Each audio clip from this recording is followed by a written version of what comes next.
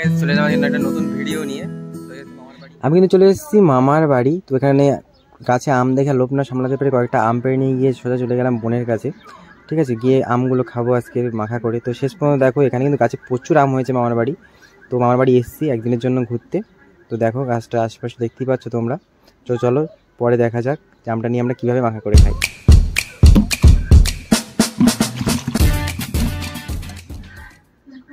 তো বোনকে দিতে বোন আমগুলোকে সুন্দর করে কুচি কুচি করে কেটে দিল।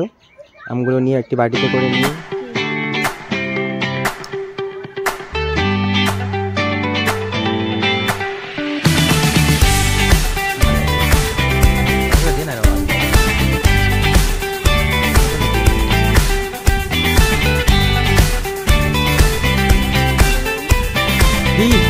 কি করছিস তুমি?